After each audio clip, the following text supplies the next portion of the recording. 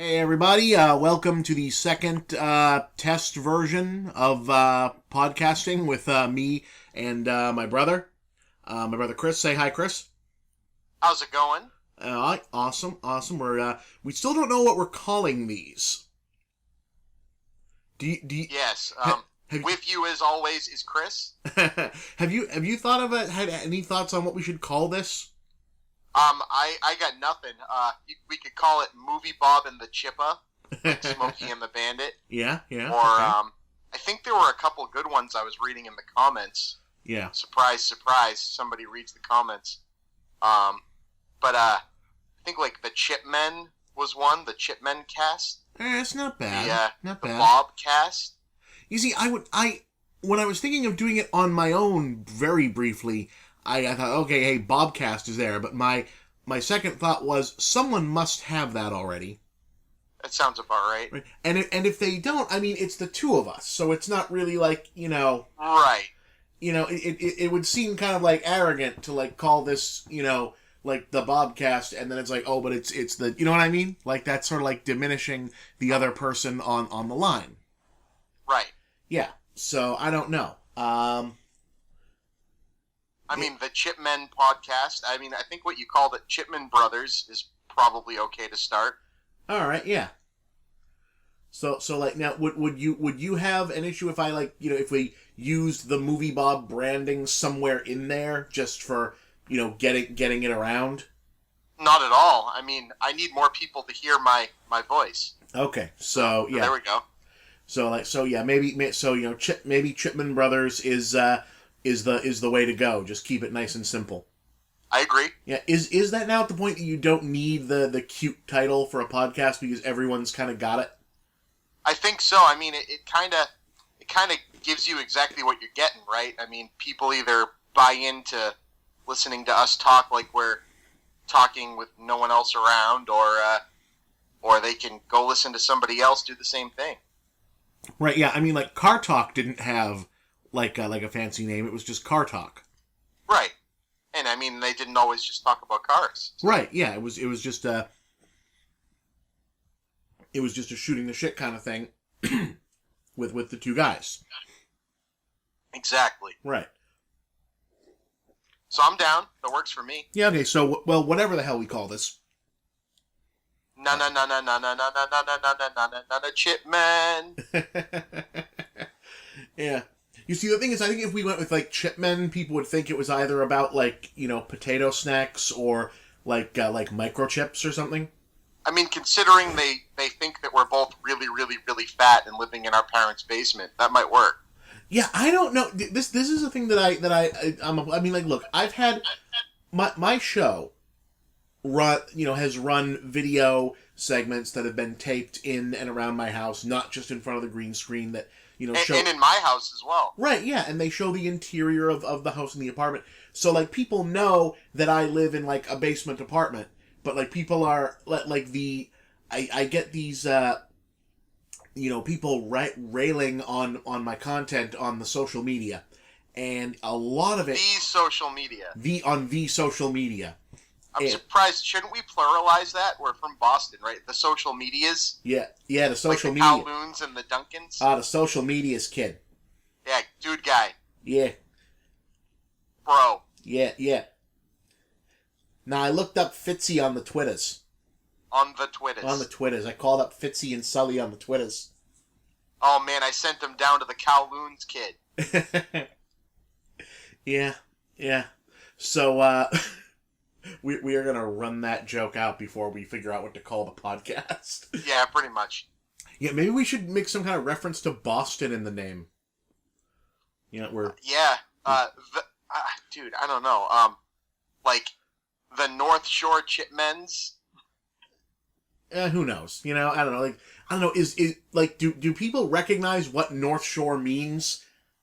I mean, I have no idea. Like, maybe if they're from Massachusetts. Right, yeah, like outside Massachusetts, do people recognize that like the North Shore specifically refers, like it's not the northern shore of Boston. No. It's the upper part of the state that touches the water. So it's like Lynn, Sauga, Swampscott, It's basically the part of the state where if you drive north, you can't get to New Hampshire and Maine. Right, yeah. Right? Yeah. You end up out near the water. Yeah. Cape Ann, if you will. Right. Yeah, so, Essex County. Yeah. Well, anyway, we'll figure out what to call it at some point. That had some decent reactions to the last one. Yeah, I'm impressed. Yeah, I'm impressed that people actually enjoyed it. Yeah, people seem to get something out of it, which is Hopefully good. Hopefully they like the sound of the audio better this time around. I have a microphone now. Yeah, just to give you folks some technical insight into how these things are done, we're doing this over Skype, and as it turns out, people get really, there's a whole lot of laws about recording phone calls. If you turn on, you'd think, oh yeah, I can just record a phone call. I'll turn on, all of the recording phone call laws were written for, analog dial-up phones. Yes.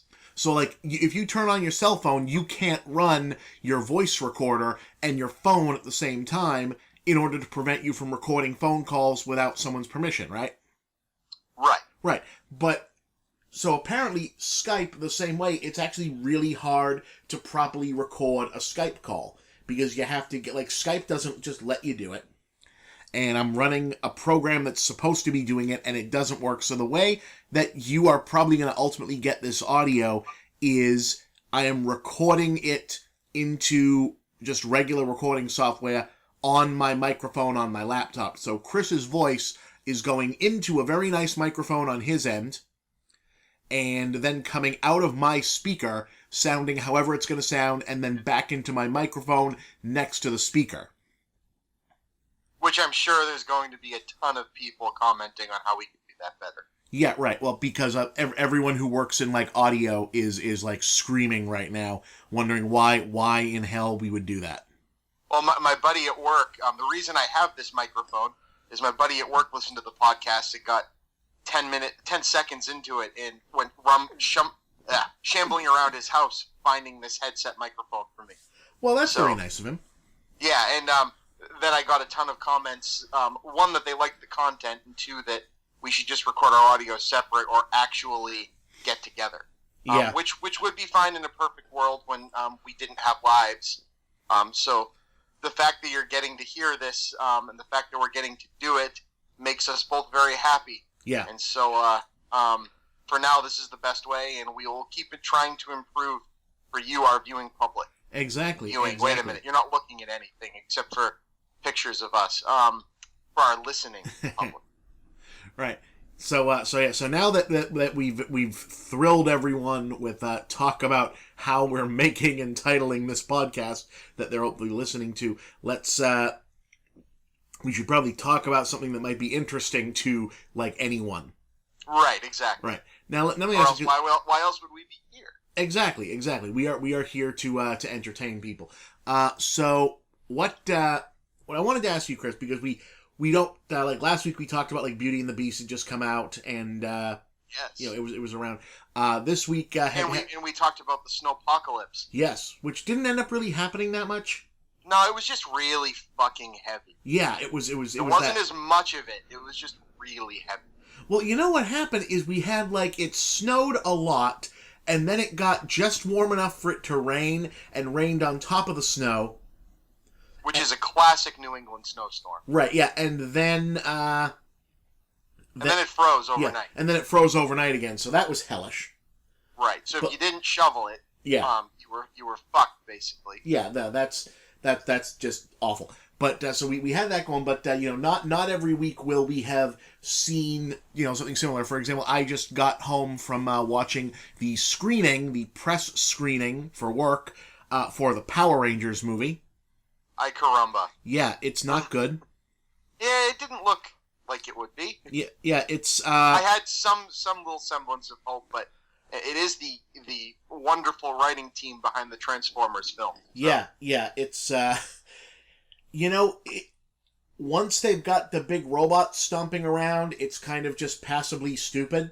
But this is a 2 hour and 4 minute movie, which, by the way, it's the Power Rangers for 2 hours and 4 minutes. This is an adaptation of a TV series that is occasionally on the long side at 25 minutes an episode. Right, when they have less commercials to show that week. Right, yeah. So this is 2 hours 4 minutes long. They are in their Power Rangers armor and that doing fights and then driving the robots around for about 25 minutes at the end of the movie. Isn't that like what you get to once you get to Iron Man 3? That little screen time for the actual thing you're coming to see? I mean... Well, not necessarily. I like Iron Man 3, but... So do I, but you have to earn it. Well, you do, but like Iron Man 3 has other things going on, and also like when they do the armor, there's a big finale, there's a bunch of armor stuff in the middle, there's they pulls all the people out of the plane, like there's a lot of armor stuff. The movie's fantastic, yeah. But you know, when your first gritty reboot of a TV show movie comes out, you normally have the Power Rangers in the Power Rangers film. Right. My point is that this is an enthusiastically by the numbers origin story for this kind of thing. Like if you've seen Chronicle, you've and Chronicle did the same thing for like $10 million. Yeah, you've seen exactly this movie, but at the end of it, they're the Power Rangers instead of just like generic superhero guys. Akira. Yeah, and it's, you know, once the computer animators are directing the movie instead of the director, it's like passable. Just kind of like, oh hey, there's some robots. Like this isn't. I don't give a shit, but like it's like moving around. You know. So do you think they did all of that and then used that to pitch to find a director? No, I don't think it's quite exactly that. I mean, like the reality is, if you want to get technical, that a lot of these big movies now, like this. Like this phenomenon now where people are looking at how is it that people are hiring these indie filmmaker guys who do one movie about kids spending the summer in a treehouse and then they get to make Jurassic World or Kong Skull Island. And, right. Well, but like the thing is, it takes so much work now to do the big effect sequences. The studio is usually planning out those big effects sequences and talking to the special effects animators and figuring out how that's going to do and roughly what it's going to look like well before they've hired a director. So, like, they haven't done the animation, but it's not like when you get on board one of these movies, it's not like they suddenly go, hey, you know what I think King Kong should do? The studio has a script. They already know what King Kong's going to do. Right, you just have to guide everything else and attempt to have some sort of control. Right, yeah, these are not necessarily auteur projects. They can't be. You know, even in the pre-CGI days, you know, you couldn't get hired onto a movie to direct and then show up on the first day and say, okay, I think all the walls should be blue. They already built that set.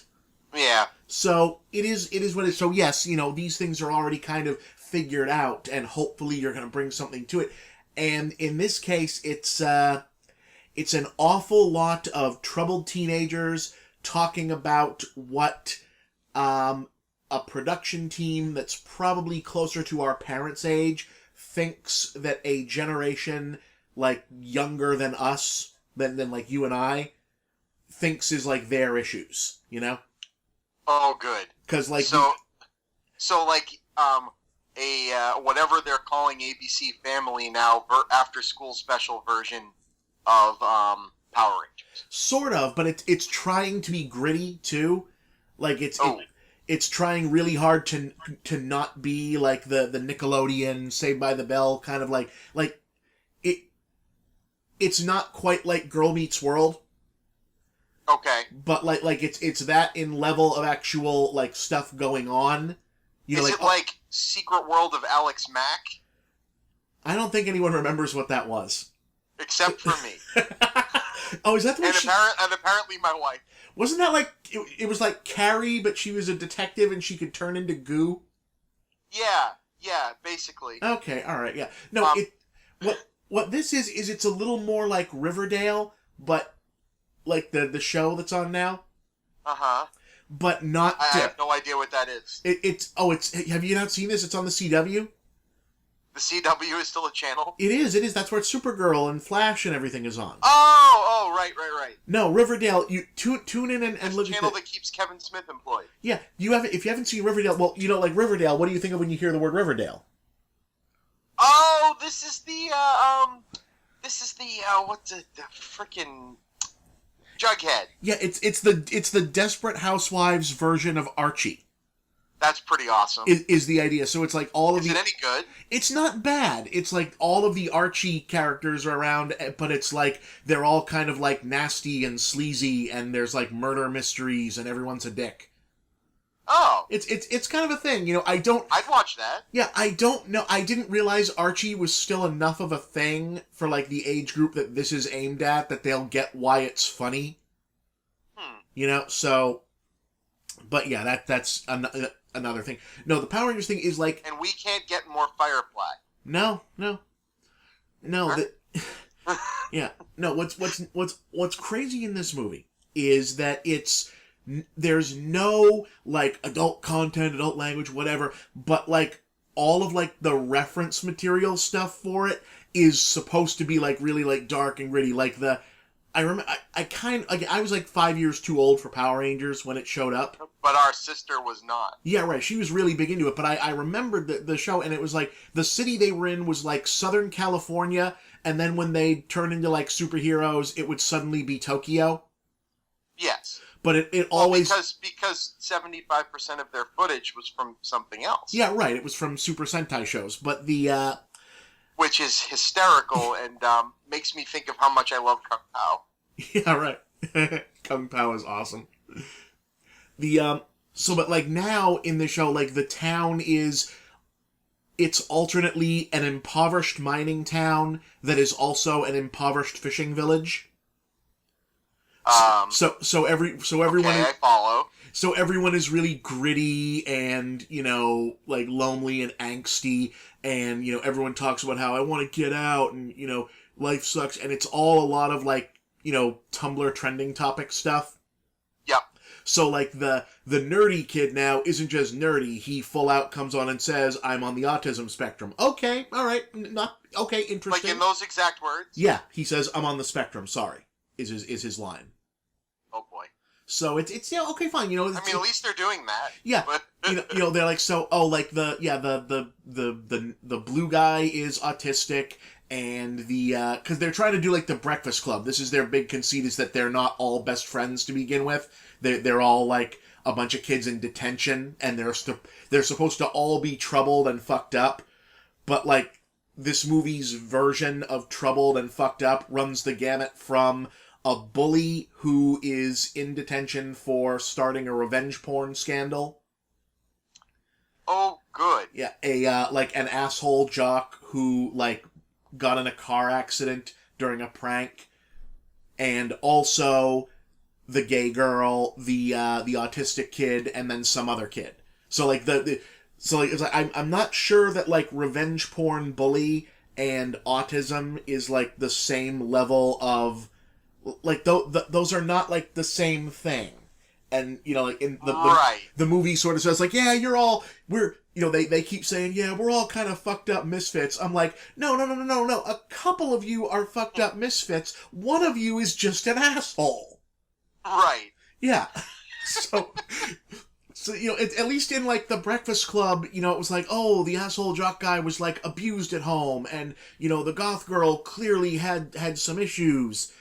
Like there was like some more to them. Yeah, there was some unity here. It's still just, young actors with one definable personality trait, but instead of the nice gymnast, the nice football player, the nice nerd, it's the angsty girl who's got sexuality issues.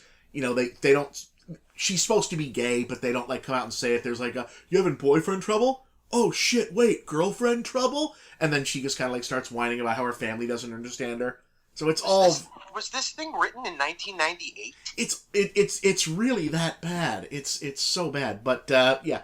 So anyway, the point of that was, well, it sounds like one of those books you'd read about why your child is troubled and here's how to help them. Yeah, but that was written in 1998 by a really, really, really rich televangelist that doesn't actually know anything about children. Yeah, it's a game effort. Like it's like I wasn't like I'm like, oh no, that's a terrible portrayal of someone with autism. Maybe it is. I don't know, but I wasn't like going like, oh, I sat there thinking, okay, hey, wow, that's really something. Considering that like apparently the producers of the original show like seriously were awful to the guy who played the blue guy because he was gay, and they were concerned about having a gay guy on a kids show. Yeah. All right. Yeah, which is so like that they've gone from that. I'm not sure I had heard about that happening. Yeah, that sucks. Yeah, that's a thing. But they to go from that to now we have our movie, and there's and one of the characters where pretty much putting the lampshade, hanging the lampshade on it and saying, yep, this is our one gay character. That's something. None of the Avengers are gay that we know of. Yeah, we'll wait on Marvel and Disney on that one. Well, like Wonder Woman. Wonder Woman is bisexual in the comics, and frankly has been pretty much forever. But apparently, they're not even going to bring that up in the movie. Yeah, well, I mean, we've already talked about all of that. So it's something, but it's just weird that the movie seems to act like the kid who is on the autism spectrum is exactly as troubled, fucked up, and kind of a pain in the ass as the guy who's in there for crashing his car and the chick who's in there for starting a sexting scandal. Yeah, a few of those things seemed like I do shitty things, I'm an asshole, and one of them seems like I have brain reasons why I might do some screwed up stuff. And it's not so sure that and it's not even like screwed up stuff. It's all very contrived as to why he would be there. It's well, just like he has like difficulties paying attention in school, so they put him in detention. Like I know he did. I'm trying. Oh no, he was doing science stuff and it blew up, so he's in detention. Ah. Yeah. And it's like Saturday ankle bracelet detention. Yeah. Isn't that like where you end up when you're like caught with drugs? Yeah, but like, that's the thing. It's all very inconsistent because this seems like a pretty big high school, but the town looks like the town in the first Thor. Yeah. We aren't even sure if they make children around here anymore. Yeah, the and it's like, oh, it's okay. Well, we're doing an impoverished mining town. All right, that's kind of a cute, I'll assume self-aware bit of business to allow a movie based on Super Sentai to still take place mostly in an abandoned quarry. Right. But, also for, like, set design purposes, I guess, it is also a fishing village that's not doing so good. All right, so here's the tried and true question. Yeah. And, I'm thinking maybe most of the people listening to this might have forgotten or maybe hope to forget. Is it worse than the last Power Rangers movie? And I don't mean like they've made like 5 or 6 direct-to-video sequels. One of them might have even gone to the theater. But the one with Ivan Ooze that scared the shit out of our little sister.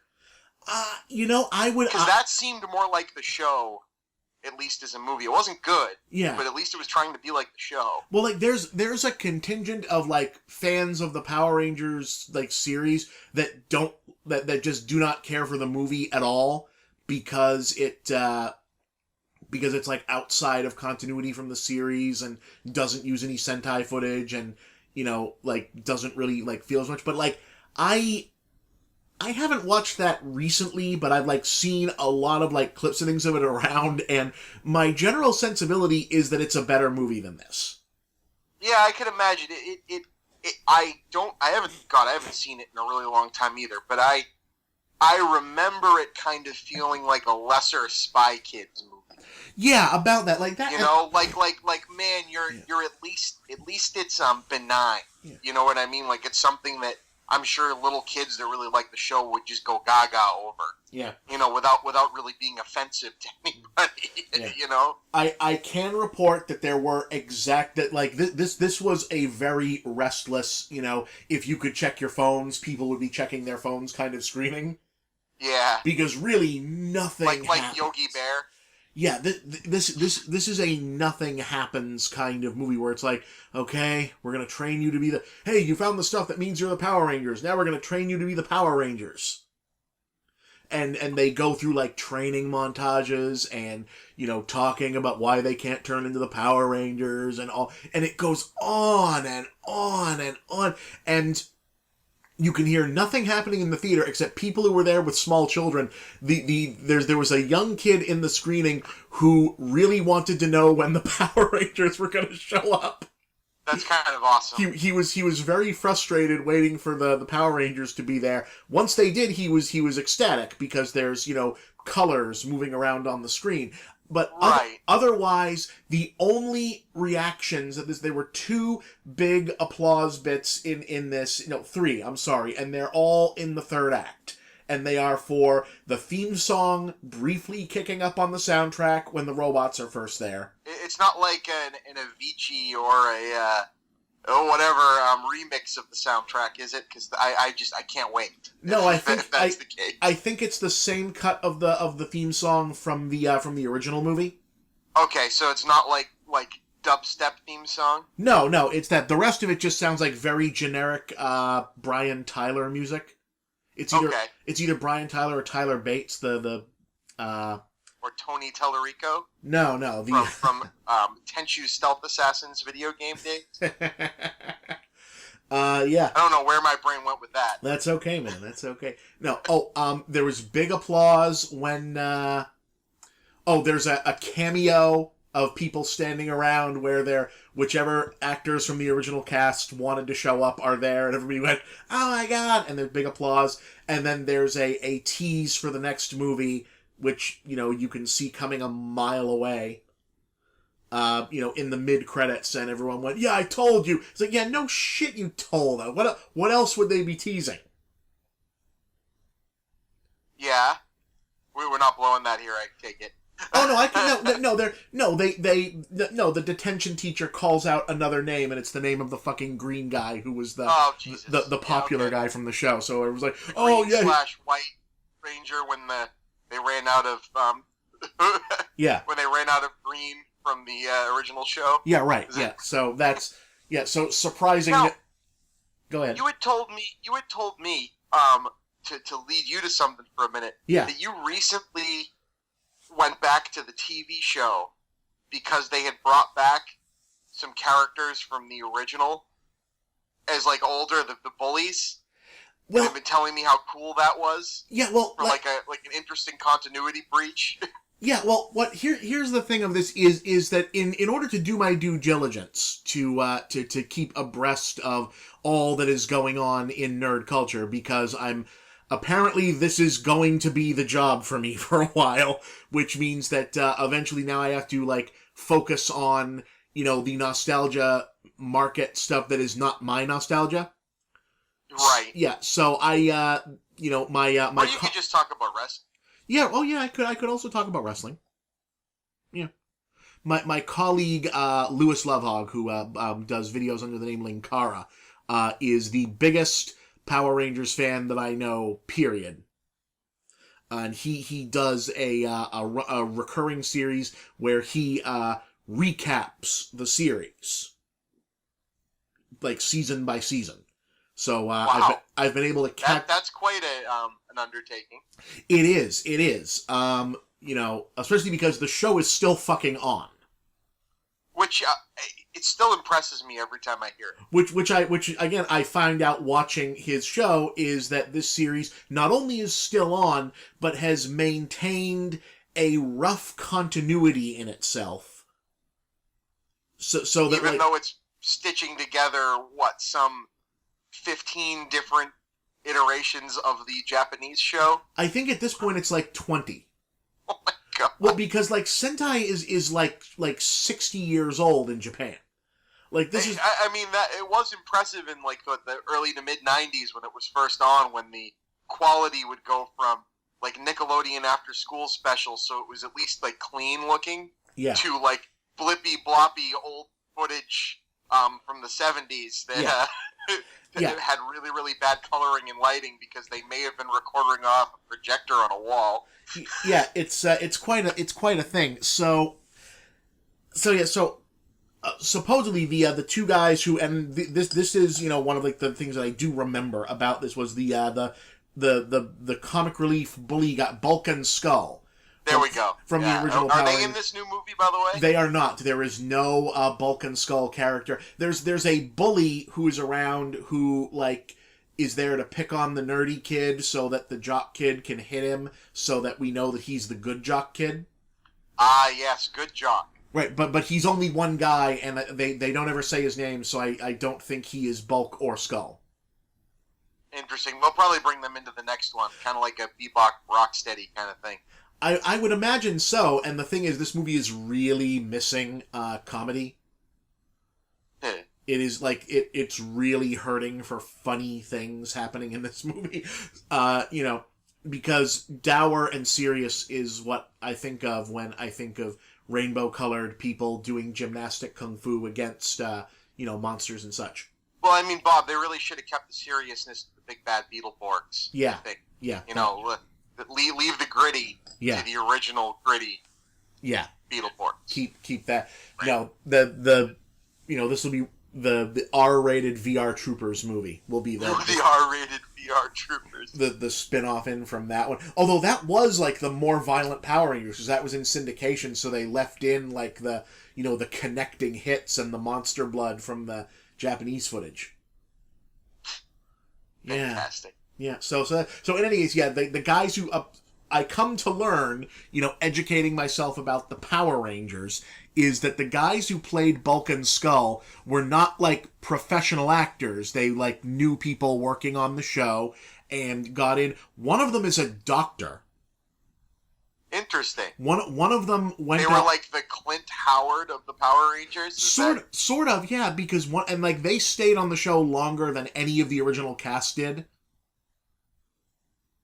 Right, so they were like the continuity keepers. Yeah, for a long time they were, even when the show went to space and then came back from space. But they one of them is a doctor. The other one basically like worked himself up into the company that makes Power Rangers, and he's like directed a bunch of it and has like written parts of it. Someone writes it. Yeah, and is now very involved in this thing, and they've brought the characters back a couple of times now as like, you know, the elder statesman of this franchise.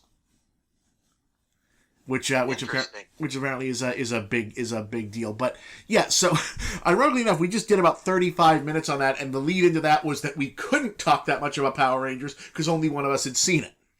Yeah, it's interesting how that works. It is. It is like we're in the same mind. It is. Yeah. We are one mind. We are Trapper Keeper. We are one. Yeah.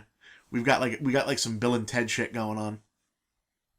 Interesting. Don't forget to wind your watch. That's such a good fucking movie. It is a fucking great movie. Now that is something we could talk about. Yeah, we'll next time we'll do a Bill and Ted cast because apparently, Chris, the way that you're supposed to do the podcast game. Apparently, the way this is supposed to work is you put it up and then you see what people liked that you talked about, and then you try to give them more of that. Ah, right. Okay. Yeah, you try to do that. So I was hoping to only talk about the things they didn't like. So if right now you could make my mic get really shitty, I think we'll make everybody really, really, really happy. Also, if you could redub my voice with your voice, it seems a lot of people think we're the same person. Yeah, I don't think we sound all that similar. I mean, we could come up with alternative voices, right? Well, we could. I mean, I've got like more of a of like a New Englander accent than you do, but I kind of always. Sometimes I think when you get mad, you get yeah. Like if we were talking about pixels, for instance, oh my god, all the R's drop away, and vulgarity comes back. Yeah, and I don't want to hear from pixels. I don't want to know about it. It's that's. All I could think about when people were saying they needed us to sound like we had more of a Boston accent, was to do the whole thing like the two freaking guys that thought they were catching a wheel. Oh, a baby whale! Dude, Jay, this thing's a baby fucking wheel, kid. Yeah. We won't do the whole impression here because everyone who knows us is sick of it. But you can go look up Boston tuna on the YouTube. It's pretty fucking great. Where the two guys think it's just a mola, but they think they've discovered an interesting species of fish, and it's quite a thing. But anyway, I think you were going somewhere with that lead-in. I was eventually going somewhere. People really responded to us talking about The Simpsons. Interesting. Yeah, I've never seen that show. Now, here's what interests me about the talking about The Simpsons is everyone is that like when I say everyone, I just mean the internet. The internet. The internet of people. The Simpsons is like an evergreen popular thing. You can always talk about it. You can always do Simpsons episodes, Simpsons podcasts, Simpsons art, memes, whatever. But everyone also seems to agree that the show not only isn't good anymore, but hasn't been good for about almost 20 years. None of them have seen the Lego episode then. Right, yeah. Now, so this is what I wanted to talk about because now, like, you are someone who still watches The Simpsons, right? Not as much as I used to, but only because of lack of watching much TV at all. But I still try to catch a couple episodes a season, and I still think it every once in a while catches that glory. I think the post South Park Family Guy world kind of, I wouldn't say ruined The Simpsons for people, but it kind of stayed in the same place. I think anytime The Simpsons goes bad is when it tries to hit the edgy direction those shows are in, because the only time The Simpsons was really edgy was when you and I were in Catholic school and we were basically told it was the devil and we were banned from watching it when I was in first grade and you were in fourth grade. Yeah. Right? I mean, they actually had to have meetings at the school with the parents telling them that we weren't allowed to talk about The Simpsons, even though everybody and their mother was watching it. And what's funny is this was around the same time that In Living Color was on. And you'd think that they'd worry more about the kids dropping Fire Marshal Bill bits in the middle of school, but they didn't seem to care about that. It was the cartoon. Well, because cartoons were not supposed to, because it was like this was the first primetime cartoon in forever, and this is the other thing is The Simpsons very much owns itself at like when it started out. It did not try to appeal to kids. It was aiming at, grown-ups. It was doing sitcom storylines. Pretty much still is. But, like, I don't know anyone who really loves The Simpsons who started watching it as an adult. Right. Right. No, that's 100% right. I mean, our parents liked it when we watched it when it was on, but I don't know of anyone in their age group that still watches it. Yeah, they watched it because their kids watched it. Yeah, like the Simpsons did catch on because it's a cartoon, so it's on in primetime, and kids were watching primetime TV anyway. So why the hell not watch it, right? Right. And that's fine. It's fun, and I think The Simpsons is great. What I honestly think is that when people talk about when The Simpsons was great, like this is the usual run that you hear from people is. And you can stop me if you know this, but like when people talk about like the golden age of The Simpsons, they're talking they claim to be talking about seasons 3 through 8. Right, and I mean going back through the DVDs, I mean that's freaking gold. Yeah, I mean that's better than most television that's ever been on TV. Exactly. But what occurs to me is that the seasons 3 through 8, if it is true that the main audience that loves and or has strong opinions about The Simpsons are all people who started watching it as kids, that yes. Seasons 3 through 8 pretty much represents when they were in grade school and in high school. Prime time television, cartoon watching. And that, the supposed downturn of episodes after that is all about, seasons 9 onwards up through season, like, 27, I think we're in now. I think that's right. Yeah, so to me, it feels like it's skewed because of that The Simpsons, quote-unquote, got bad right around the same time that the audience for it, was, going towards more college-age programming, and also not necessarily watching TV on Sunday night. Right.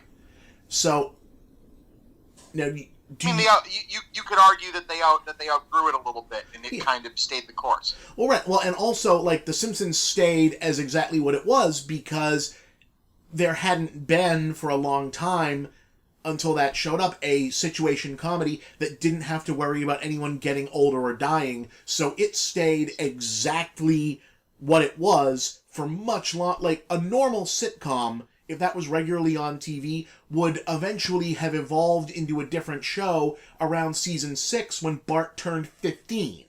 Right, they would have had to have him and Lisa turn 18, 19, 20, or have one of them have a kid really young. Right. To give the parents something to do. I mean, think about it. The death knell of most television shows of that era, right?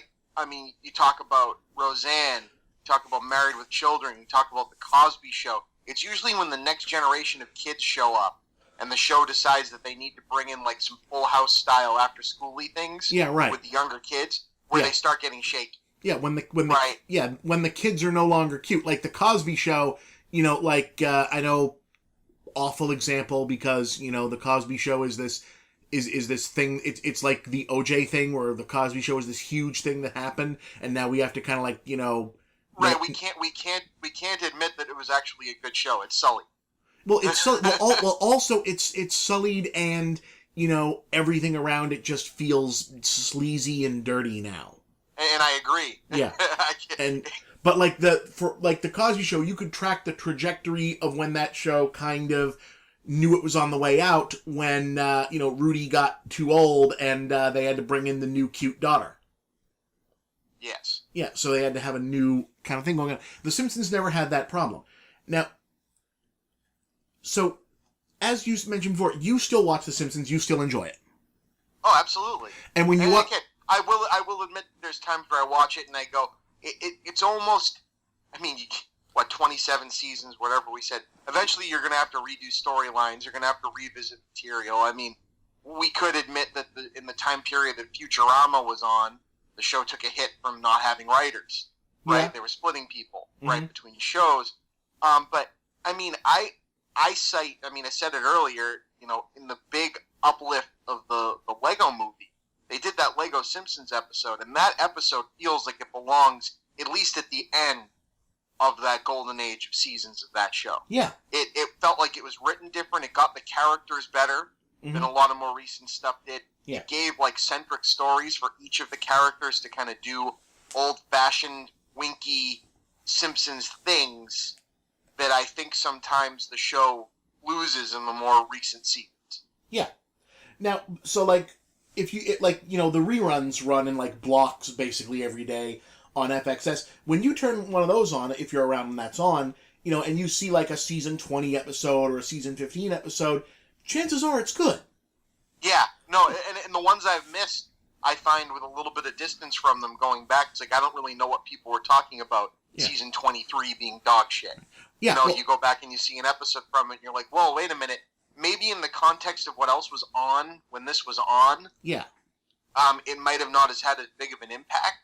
I'm just thinking that the show used to be the it thing. Yeah. Right? The thing you came to school on Monday morning and people were talking about The Simpsons. Yeah. Right? You left school on Friday and your friends were either talking about what was going to be on Snick that night, or, on Saturday night, or on TGIF, what frickin' Urkel was going to do tonight. Yeah. Or whatever that. Or they were going to say, I can't wait for The Simpsons because it's the Halloween episode on Sunday. Exactly. Or whatever it is. And the Halloween episodes are still freaking great. They are. They've consistently always felt like they were a completely different show. Yeah. The art style is different. The writing is more ballsy. They often hit higher. They often hit into shorter lengths of storylines, higher concept references than a lot of the rest of the seasons hit. I forget. I don't have it in front of me to remember. When was the Monty Burns who shot JR thing? Was that in the season 8-9 era? It was. Or is that like just post that? Because that was something that even parents were talking about, right? I mean, they had us all hooked. Yeah, no, yeah. Who Shot Mr. Burns was huge, and that was season 6. I mean, they even had like at 7-Eleven, which we didn't even have around here at the time, because it was more of a Midwest thing, right? I mean, we had the White Hen, right? And Little Peach. You know, they're all 7-Elevens now. But The Simpsons is always tied into 7-Eleven, right? When the Simpsons movie came out, 7-Elevens all became Quickie Marts, right? And it was cute and clever, because that's what Quickie Mart is, right? But you could go and get, like, you know, remember the little red, like, the little red contorted, you couldn't read them, like puzzles, and then you grab like the red thing and put it over it and you could read it?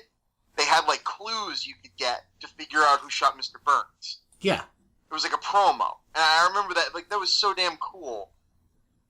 And I mean, there were parents going out and buying stuff, right? This wasn't just they're bringing their little kid. Like, that was huge. Right. I mean, I do kind of think that right around the time the Simpsons movie came out, because the Simpsons movie, and I'm sure they'll get a lot of comments on this, but the Simpsons movie is fucking great. Yeah.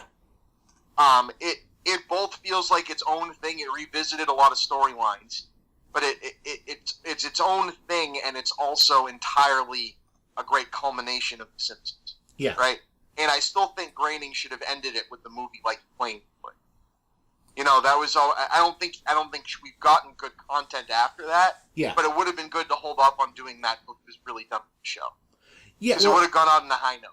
Well, you remember, this is something that I didn't know for a long time, was there's the season, like, I think 3 or 4 episode. Remember at Camp Krusty? Yeah, it's one of the absolute greatest episodes. Yeah. At Mr. Black. Right. At one point, that was supposed to be the Simpsons movie. No shit. Yeah, that was like when they were really hot to do a movie at one point. They said, hey, you guys should do a movie-length episode, and the pitch that they made was Bart and Lisa go off to camp and have like a camp adventure, and then stuff happens to the Simpsons back home, and they ultimately didn't make a movie, but, you know, they made a show, but that was the pitch for the Simpsons movie for a while. Interesting. Yeah, they've planned to end the show at least twice before, to have like they've written episodes that were supposed to be the last episode in case it didn't get renewed, and the most recent one was Holidays of Future Past. Oh yes. Which you've seen that one, right? It's fucking fantastic. Yeah, that's it's the Christmas one. They do the flash ahead. For anyone that shits on that show, that's one you just have to show. It's like if you don't think they've still got it. Yeah. Like, there was so much going on in that frickin' episode. Right, well, but and even that, I think Holidays of Future Past is, like, at least 10 years old now. But, it's still in, like, the seasons 15 plus. Yeah. It feels new to me. Well, okay, it's but that's what I like about this show. It's 6 years old. I mean, that was good, and you can see that was designed as this will be the final episode of the show, because it does tie off a bunch of loose ends. It's the only one of the prospective future episodes that they haven't declared officially non-canon. Because they've done because all the other future episodes are possible futures. Right. Whereas this one is feels it feels more like, okay, this is the real future of these characters. Like if they were to have one, I would say, yeah, this should be the real future for them. But here's an interesting thing, we're talking about how long this show has been on. Yeah. Because, the show came out in 89. Uh-huh. So I was 5 years old. Right, yeah. You were 8, right? This show, this is pre-internet, for Christ's sakes, right? And definitely pre what the internet is today. Pre even what geek culture is today. Mm-hmm. When we were kids, you couldn't find swag. You couldn't find action figures. You could maybe get a T-shirt, but they were never official. It was like bootleg stuff with Bart's face on them, and all this. Remember, there were a couple runs, and there might have even been like Happy Meal toys or something that were short run. But the early stigma was people had a hard time making this be a kids thing, right? It was even, Batman Returns had just been the big, like, clusterfuck that it was at Burger King for having kids' toys and stuff for a movie that was essentially rated R. Right, yeah. It wasn't, but it should have been, right? So we lived during that, right? Where they were like, I'm not really sure if we want Bart Simpson showing up and being, like, up on stage, like, singing at, like, a kids' television event, whereas now, they'd be at the freaking Nickelodeon Kids' Choice Awards, for Christ's sake. But, we really had to wait to be teenagers before you could buy Simpsons action figures. The culture of, like, paraphernalia changed while this show was around. You know what I mean? Now geek culture, we have action figures everywhere. You know what I mean? We have the DVD boxes looking like the shape of faces, which they don't even release them on DVD anymore, which is fucking obnoxious. Yeah. But, it was just interesting that, this was really in a time period where it was passed along by word of mouth. Mm-hmm. Like, I think, what was the, like, most important Simpsons thing you could buy that they actually released? The Simpsons Sing the Blues cassette tape. Oh, and for a while there was the Bart dolls that talked. But even the Bart dolls that talked were like a mid-90s thing. Yeah. It wasn't like a 1991 thing. Yeah, you're right. For a while that was like an impossible to find thing. Yeah, like I think the number one piece of Simpsons merchandise for a long time, because, and then after that they were on everything. They were on T-shirts, and, like, T-shirts were the big thing. But, like, was the arcade game. Yes. Oh, that wonderful arcade game. Which was fantastic. I should plug my 360 back in just for that, because that was on Xbox Live Arcade. The night we downloaded that on 360 and played through it about 3 times. Yeah. It was, you go right back to Fun Spot. Hell no, you don't even go right back to Fun Spot. You go back to Roller World. Oh, Lord, yeah. You know what I mean? Salem Willows. You go back to Prince Pizza when they had the Ninja Turtles and Simpsons arcade boxes in the back. Mm-hmm. Local references, but this is this show isn't like childhood nostalgia. This is lifetime nostalgia. Right, yeah. Like, and that's why I find the cynicism of growing up and saying that The Simpsons is dead or The Simpsons has outlived its prime. Okay, maybe it's been on its greatest hits tour for the last 15 years, or like whatever you want to call it, but it's still our Simpsons, man. Yeah, it is. Yeah. Now, let me ask you, because do you know are you aware that there's a consensus among really overly devoted Simpsons fans of when the show stopped being good? Like, they've got it down to 1 episode. I'm not aware. Is it the Ivan Etniage episode? Because that's one of the annoying ones. The Party Posse? Join the Navy. That's a funny episode, though. I've always found that one to be annoying in my head. But anyway, go ahead. Yeah. No, that's good. That is actually a season. Hold on. Where's the season number on? I've got the thing open right here. This is that's season 12. So it's after the point when we're supposed to think that the show stopped being good. Yeah, I actually like. What was the episode? What was the episode they pinpointed? I need to hear this. The Principal and the Pauper. Really? Yeah, right? Season 9, Episode 2, The Principal and the Pauper. I don't remember that one being terrible. What was the gist of this episode again? This is Armin Tanzarian. That's good shit. Yeah. This is the one where that's where they draw the line. Well, because according to overly devoted Simpsons fanatics, this is the one where we find out Principal Skinner is not actually Principal Skinner, that he's actually a completely different guy, and he assumed... Yeah, that they met in the war and assumed the role. Yeah, and then he came home and took over that guy's life in his honor because he died, and then the real guy comes back and it's Martin Sheen. Yeah. Yeah, you see, I always thought this was a funny episode. Now, like, the thing is, when this first aired, it bugged the premise of it bugged the shit out of me. Because, and this was 1997, so I was 16. Yeah. Right? So, it bugged the shit out of me because, I was thinking, hey, come on, no, I've built up an idea of who Principal Skinner is in my head, and you're messing with my continuity and the continuum of, what the storyline of The Simpsons is, and... Isn't that what makes it great? Well, yeah, that's the thing, is that, like, The Simpsons, from the beginning, has never cared about episode-to-episode continuity because it ran like it was an analog-era sitcom where you'll be in reruns someday. There was no consideration of DVD and no consideration of trying to keep a consistent 1, 2, 3, 1, 2, 3, 1, 2, 3 continuity through all of these things. And, like, the whole joke of this episode is using that to make fun of the fact that TV sitcoms always reset to zero no matter what. Right.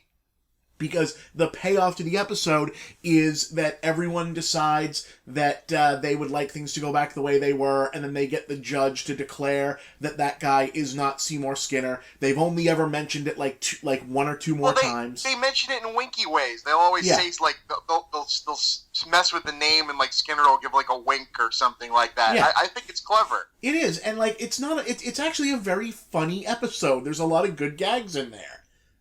Well, I mean, I'm sure we could generate a list of episodes that are worse than that. Well, now, but here's the thing, though. This is Season 9, and this was the second episode of Season 9. Yes. Now, right before this is an odd fact, is that the opening episode of that season was an episode that for a while they didn't air. One of the few episodes that basically went out of circulation. The City of New York versus Homer Simpson. Okay. Which, you remember, is the one when that Barney takes Homer's car and parks it at the World Trade Center, and the Simpsons are in New York, and everyone else has a good time, and it sucks. Like, that's a great episode, but they stopped airing it because the whole thing is based around the two towers, and for a while that was depressing. Right. Yeah. Well, and it has the line where the guy says, "Don't listen to him, they put all the jerks in Tower 2. Yeah, no, that would make sense as to why you don't want that on TV. Right, okay, so The Principal and the Pauper airs, supposedly killing The Simpsons forever. Yeah, that's when it happened. Right, so right after that, the episode, let's look at these episodes right after this. The origin of Lisa's saxophone. Fucking great. Right, good episode. Treehouse of Horror 13. Yikes. Which had the Omega Man, The Fly, and Easy Bake Coven when Marge was a witch. Yeah. Worth it for the Omega Man alone. Right, a lesser year of that, but none of them are terrible. Right. They're just, none of them are, the Omega Man is good. But yeah, right, that was good. The Cartridge Family, that's Homer joins the NRA. Yep. Bart Star, that's when Bart plays Pee Wee football. That one's not great. No, I'd put that below Arminton's area. Yeah, it's just kind of a generic episode. It's filler. Yeah, it's the first King of the Hill cameo in The Simpsons. That's interesting. There you go. I mean, Mike Judge showing up in The Simpsons is always a great thing. I mean, we should do another episode of this on King of the Hill. Yeah. Holy shit. King of the Hill is quite a thing. King of the Hill is way too introspective. It's like the best things Kevin Smith has ever done, but about Mike Judge and that part of our country. And it gets, it gets dark, that show. Cotton is a very dark character in and of himself. He is. He really is. Back to The Simpsons. Yeah. The next episode after that was the two Mrs. Nahasapima Petalons. Uh-huh. So when Apu gets married, great one. Apu episodes are always fantastic. Yeah. Lisa the Skeptic, when Lisa's an atheist. Yeah, they stuck with that for a bit. Yeah, they went back to that episode a lot. Yeah, that's the one with the angel. Yeah. Yeah, like Lisa's an atheist in this one, and then later she's a Buddhist. So that they hadn't even gotten to Buddhist Lisa yet, but supposedly the show is dead. Yeah. Reality Bites. Realty Bites, when Marge was a realtor. Not like a wonderful episode, but an okay one. Yeah. I'm remembering this season quite vividly now. Yeah. Lionel Hutz is in that one. The Simpsons cannot possibly have died before Phil Hartman did. That's 100% true. Right. And you're all heretics if you say otherwise. Miracle on Evergreen Terrace, the woman Bart destroys the Christmas presents by accident and he hides the evidence. Yeah, that's a good one. A dark... You see, that I didn't realize it until rewatching it. That's why Holidays of Future Past would have been the perfect finale if they'd done it, because it would have begun and ended on a Christmas special. Right. That's poignant. All Singing, All Dancing. Was that the musical episode? I think I'll throw a Bricky Mart. No, that's Quickie Mart is so dope. Well, no, that's the All Singing, All Dancing is it's the clip show of musical episodes. Oh, okay, so that one would have been featured in that. Yeah, so it would have been in there, and that has the Paint Your Wagon parody. Yeah. Bart Carney, the one with Jim Varney when the Carneys move into the house. Yeah. Not the best, but a funny one. Oh, the Joy of Sex, the Movementarians episode when they join the cult. Yep. Das Bus when the school bus goes to the desert island, and it's Lord of the Flies. That was freaking good. Right. The Last Temptation of Crust. Was that the one with his dad? It's one. I believe it's one of the ones with his. No, this is the one when Krusty gets depressed about his act no longer being good and fakes his death. Yeah. Okay. Yeah. No. It's. Oh no. Wait. No. I have that wrong. The Last Temptation of Crust is the one when Krusty quits because his act is hacky, and then he turns into like a George Carlin style cynical comic. Oh, yes. And he tells everyone to burn, like, their wallets at the show. Don't you hate pants? Where in continuity, or in what season, was the Krusty Comedy Classic? KK... That was also the I choose you episode. Oh, yeah. That was back in Classic Zone. That's like season 6 or 7 with Ralph. Dumbbell Identity. That was the one when Homer goes to jail. Oh, Moe is dating the hot chick, and is desperate for money. What was that, Bob? Oh, the next episode. Sorry, my headset dropped out for a second there. Oh, I'm sorry. The next episode after that, Dumbbell Indemnity. Yeah, what was that one? That's when Moe is dating Helen Hunt, or not Helen Hunt, but she's the voice of the character, and he's that's Bring Me Your Finest Food stuffed with your second finest. Oh, yes, lobster stuffed with tacos. Right, another, that right there makes that episode a classic. Oh, and it's when Homer, he tries to roll the car down the hill to fake his death, and then rolls out the door, and then rolls down the hill and back into the car. Anytime they do a Homer falling down a hill gag, I mean, the Bart jumping over Springfield Gorge... Yeah. All that, they're always fantastic. Did you get a little choked up in the movie when they went over Springfield Gorge and didn't acknowledge it? A little bit? Yeah. That movie has a lot of moments like that. Yeah. They don't even bring up that that's what's going on, but it's like, wow, okay, they both made it over. Yeah. It's Jesus. Oh, Lisa the Simpson was after that. The one when Lisa believes that she's going to go stupid like the rest of the family. And it turns out it only happens to the men. Yeah.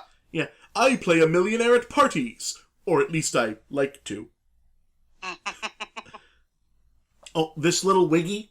When Marge makes Bart play with Ralph. Yes. That's where I see the leprechaun. He tells me to burn things. I see Snagglepuss out in the schoolyard. Really, Al? He was going to the bathroom. What is it with you kids and Daddy's forbidden closet of mystery? Oh, so many good ones. All of these after the supposed death of the Simpsons in the same season. I will never call episodes involving Cletus the slack-jawed yokel some of the best. Yeah. Because they often are a little weird. But it is weird that they have continuity now, though. Like, the show didn't used to have continuity, and now brings it up. Like Elon Musk showed up and, like, changed the power plant in one episode, like, 2 seasons ago, and it still gets mentioned as a reason why Mr. Burns has to do things. is that because Elon Musk did stuff to the plant? That's awesome. Yeah, but, yeah, or that, like, they've gone back to Bart dating Cletus's daughter, like, a couple of times. Yeah, the Spuckler girl. And, they've returned to the theme of them having been a couple. Because, like, even though Bart is still supposed to be about 10 years old, the show pretty much writes him and Lisa as teenagers when the episode suits it. Right. Like, they do a lot of episode runners, like, you know, back and forth gags, like that Milhouse has a crush on Lisa has been a thing for a long time, and it's all just kind of looked the other way, that this is like a 10 to 11-year-old with a crush on, you know, who must be like an 8-year-old. You know, but they're cartoons, so who cares? For those of you who notice a jump there, the Skype briefly cut out, which that might be life telling us to wrap it. It could be, yes. It could be, but yeah, no, we were on about how they've gone back to Bart dating Cletus's daughter a few times. Right. Oh no, I wanted to end it on that. I don't remember what season it was from, but there was an episode. Was it Lisa and Marge got into a foodie thing, and there ended up being a meth lab involved. Oh yeah, do you remember this one? Yes, I do. And it just had one of my favorite gags with the slack-jawed yokels. Which, the ring gets busted, and Homer, sells out the, meth ring or whatever, and they're getting carried away for the police, and Cletus and his family are standing out there dressed in, their version of their Sunday's best. It's like, oh, man, that was our favorite Sunday meth lab. And I don't know why, but that line always kills me. I don't remember what season it's from. I don't know. Did you do the last season's finale, the Yellow Badge of Courage? No, I didn't see this. Look this up. It's the one. It's Bart. They're running a race around the school to celebrate the start of summer. Yep. Because Bart is graduating for the 20th time or so that they've done this storyline, and They run a lap race, and Milhouse has been secretly training himself to run, and he's doing good, and to fix the race, the bullies have Milhouse beaten up, and Bart sees it and doesn't say anything. Interesting. And gets named the winner. But there's the B story in this one is that Homer wants to bring back the Springfield 4th of July fireworks display. Right. And so they have to go and buy illegal fireworks from Cletus. And he sounds great. And they sell them. The fireworks aren't full of gunpowder, and they say, "What is this? What is this full of? This is full of crystal meth." And then he's like, "Wait, it is? Well, then what did I sell to them Mexicans?" And then a mushroom cloud explodes over the mountains. It's like, "Hey, bad dude!" Reminds me of one of my favorite earlier season episodes where Homer goes into Apu's. I guess was that the one where they were in witness protection? No, I know. If you're talking about buying the illegal fireworks at the one, it's the one. That's the one where they. I forget the title. They go to the Flanders summer house. That's it. And Homer goes in, and Apu happens to also have a summer house and runs the local Quickie Mart up there. I think it's another Apu type guy. I thought it was Apu. It's the same voice, but it's not technically Apu. Okay, because I thought it said to him as Mr. Homer, because he all I remember is Homer is trying to seem incognito, like, "Hi, I am Guy Incognito," from another episode, and is buying condoms and nudie mags and all this other stuff to seem discreet and not be noticed, just so he can buy fireworks. The checkout at the end: "Celebrate the birth of your nation by blowing up a small chunk of it." Yeah, right. Always kill me. Yeah. Have you seen the recent one they had Aziz Ansari come on and be the Apu's nephew? No, that must have been great. Yeah, it was. He changed the he changed the Quickie Mart into like a healthy millennial type Quickie Mart. That sounds about right. Yeah. That was pretty good. They had a lot of lampshading jokes on the fact that Apu is not like the most sensitive. Much Apu about something, that one's called. Oh, I gotta see that one. And it's a lot of jokes about how Apu, who is not voiced by an Indian, is voiced by Hank Azaria, is maybe not 27 years after they came up with this character, no longer the most sensitive portrayal of a person from that part of India. Surprise, surprise! Yeah. Like your 1989 version of an Indian Quickie Mart owner is not very sensitive. Yeah. Although not like as a they give him a lot of good character arcs. Though, they do, and they take the fact that he is Hindu from India like dead seriously.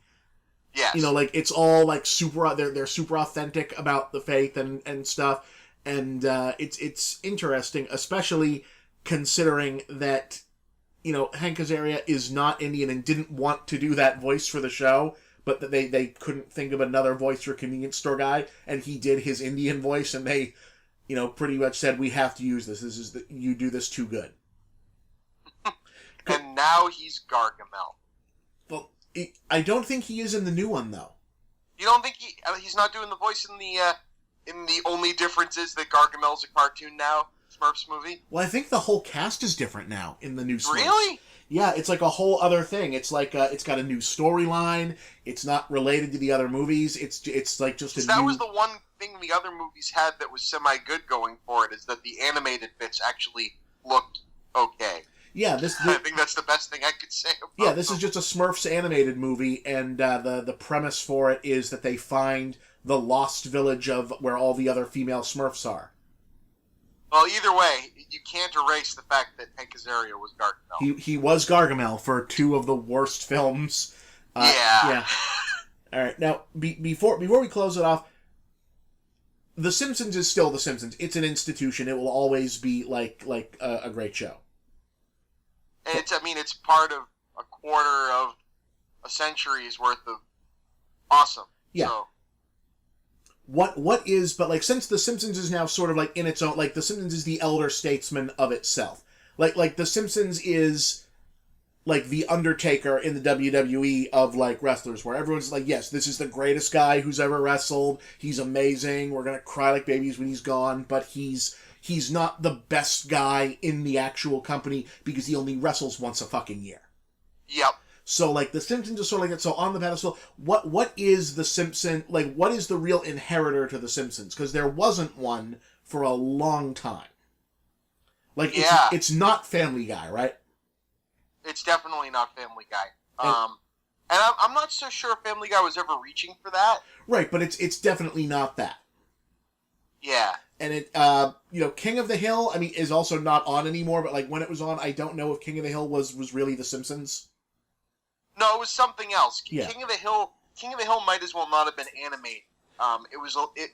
King of the Hill was always at its best when it was more of a drama, which is weird considering it was a really funny show. Anyway, sorry, go ahead. No, you go ahead. No, I was just going to say, it kind of fell into, Roseanne type territory. When that show was at its best, is kind of the way King of the Hill would get. That was where I was going to take it was, I think King of the Hill inherited Roseanne. Yeah, very much so. Was Roseanne still on and in like its shitty final season when King of the Hill first debuted? No, I think Beavis and Butthead was still on MTV. Right, in its original run when Roseanne ended. Yeah. Or at least the Beavis and Butthead movie had just come out, Roseanne.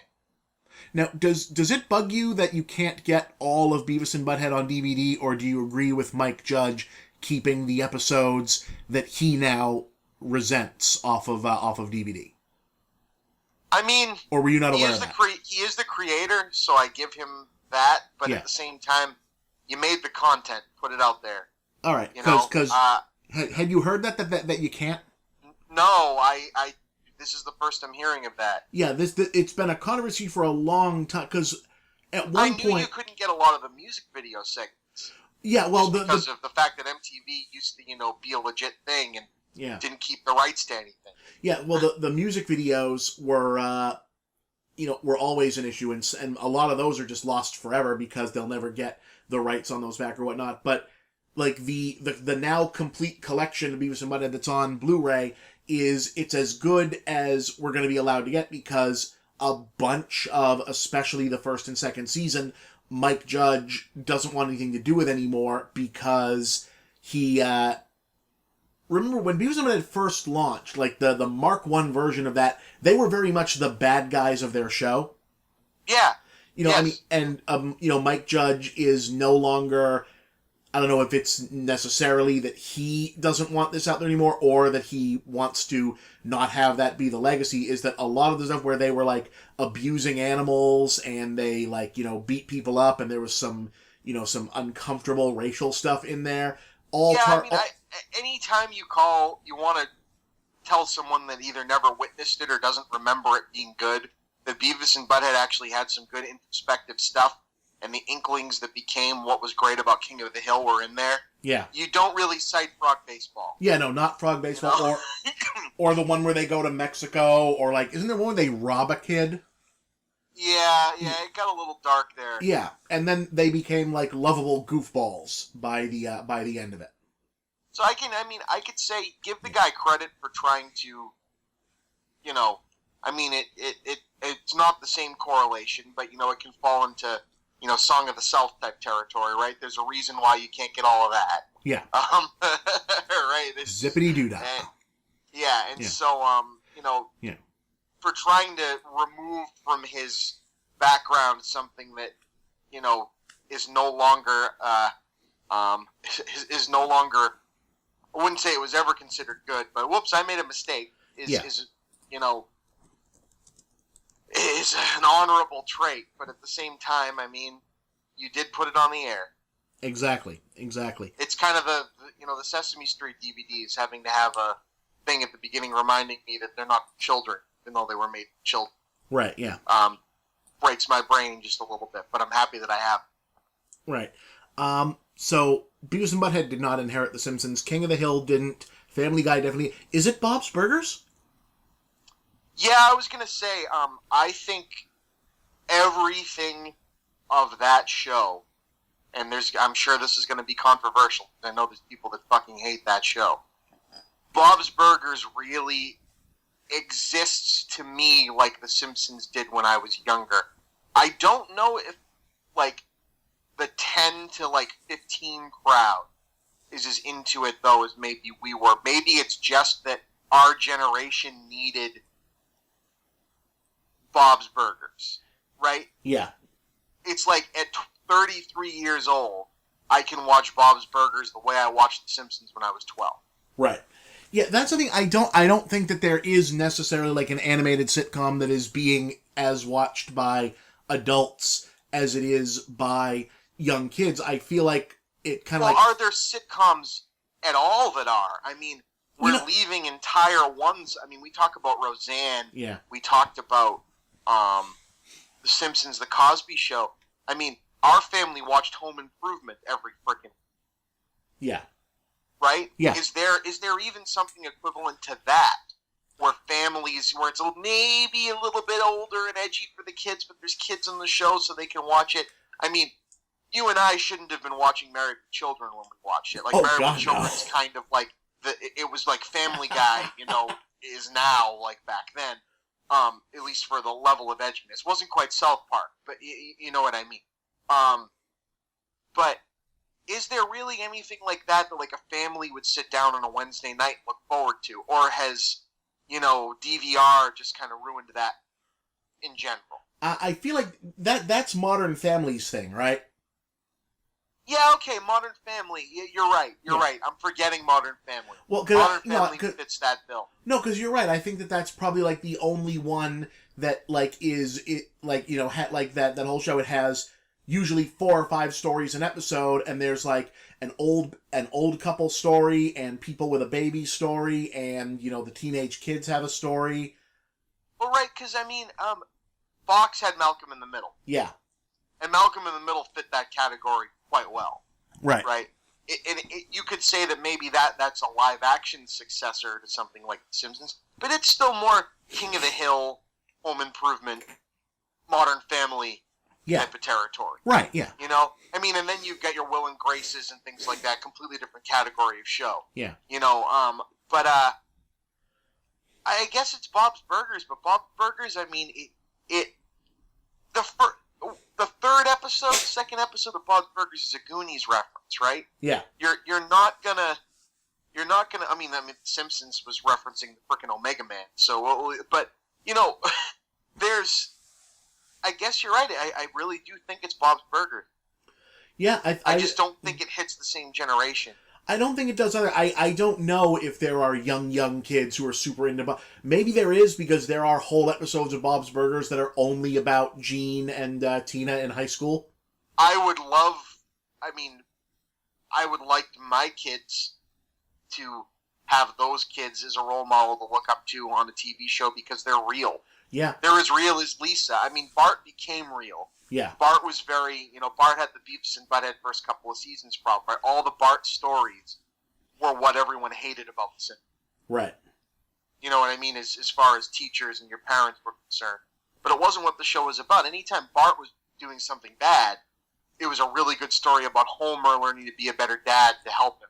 Or Marge learning that, she needs to be a little bit more, on top of things, or whatever it is. You know, there was always something else going on. Yeah. And I think Bob's Burgers imbues that perfectly. I agree. You know what I think it might be, that there isn't a kids watching quote unquote grown up shows thing now. I think it's kind of gone in the opposite direction, where, the story now is kid shows that have an adult audience. Agreed. Like maybe the modern inheritor to The Simpsons in terms of the cross-generational thing is stuff like Steven Universe. Right, which I've never seen. It's really cute. It's bizarre, but it's super cute. And I mean, I do find it funny that we went through this whole conversation without mentioning any of the Adult Swim shows, right? But they're a completely different game. Adults, they fully imbue what I said about Bob's Burgers, which is why I think Bob's Burgers still fits the Simpsons mold a bit more. Yeah. Because I think children could like it. Mm-hmm. You know what I mean? I don't have anything to go off of right now to say that they do. Yeah. But there's not a whole lot of 12-year-old kids watching reruns of Aqua Teen Hunger Force. Maybe Rick and Morty. They shouldn't be watching that, but maybe Rick and Morty. But it's a different level, right? Yeah. That's like geeky TV show for geeky. That's like Invader Zim type stuff. Yeah. Right. Yeah. Speaking of which, remember, is there even an equivalent for kids to the Rugrats and all that stuff now? Oh yeah, no. Nickelodeon has a whole thing and again I'm talking I'm an expert. I have a daughter, and we watch the stuff that Disney and stuff's putting out, but the things on Nickelodeon that I'm catching from afar seem to not really be in line to kind of bridge that up to 12, 13, 14-year-old gap that maybe The Simpsons caught. You know what I mean? Not a lot. You know what's cute? This is, and I'm sure the comments will tell me that I'm wrong about this one. There's a thing on Cartoon Network called Gumball.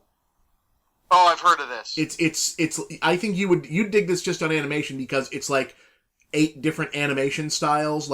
Some of them are hand-drawn animated, some of them are CGI, some of them are stop-motion puppets.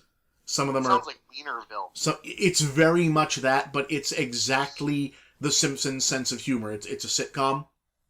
Interesting. It's give this a look, because you would like this. It's very it's not even, you know what it is? It's like Homestar Runner got a TV show. It's exactly that.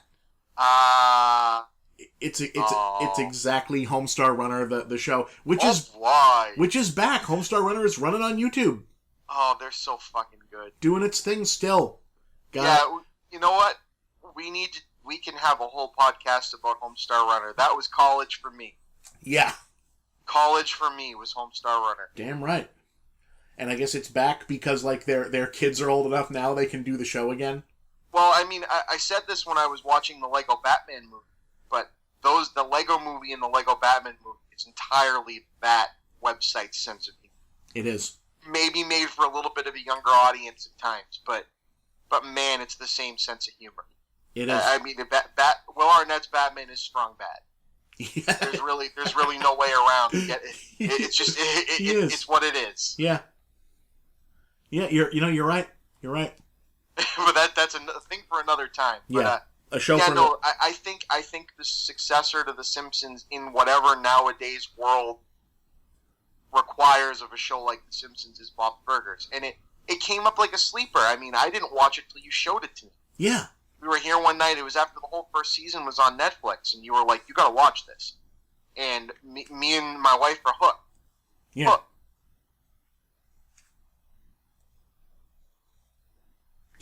Bobby. Did we did we drop out again? No. I was just thinking about Homestar Runner still. Yeah, we should do we yeah, that's a good topic for a future podcast is internet nostalgia. Right, yeah. Which is Homestar, weird that we can say that's a thing. Early Homestar Runner, old AOL stuff. Like, oh dude, the Antagonist. Oh god, Antagonist Incorporated, right. Badger. Mushroom. Yeah, right, yeah. See, there's we could talk about Group X. Oh, Lord. Yeah. BinoBlackSheep.com and Newgrounds and Notpron. Yeah. And, right. And E-Bombs World. Oh, God. And Salad Fingers. All right. We should say this. If this gets any more into like early 2000s nostalgia, you're gonna start singing Less Than Jake songs to me. Hey, you shut up about my favorite band. You be quiet. They still tour, all right, fuckers. No, they still tour successfly, right? Very successfully. Are they like on like the Rick Springfield County Fair thing, or are they doing like show dates? Shows. Show. Okay, yeah. Well, see, I don't know. I don't. It's like it seems like bands that were legitimately huge in the '90s went to. That entire genre of music, no one listens to but me anymore. So it's fine. So yeah. Like hell. I mean, Blues Traveler is still around. Yeah, and the guy is he still really thin? I think so. Good on him. I think John Pauper might have kept the weight off. Nice. But yeah, no, people. That's one of those things that people now say that they like. Yeah, no, I went to this random rock show because I was on the road somewhere, and you wouldn't believe it, man. Blues Traveler was there. Speaking, you brought up Less Than Jake. I'm pretty sure my wife went and saw a show in the late '90s, early 2000s, where they opened for Snoop Dogg and Linkin Park and Korn. Wow. Think about that crowd. That is quite a crowd. That was just like the time where the Songus Arena in Lowell had Dashboard Confessional open for Mudvayne. Right? Yeah. It just doesn't seem right. Anyway, like you said, we probably are going off in too many tangents, which brings me to a name idea. Yeah. We could call this the Chipman Brothers Tangent Cast. Because we never stay on topic. Yeah, I like the Chipman Brothers Tangent. That's not bad. Yeah. We might go with that. Yeah. I like that, yeah. Just so long as we're not calling it like a ramble or a rant, because everyone uses those. A ramble or a powwow, if you will. Oh, a shindig. A shindig. Yeah.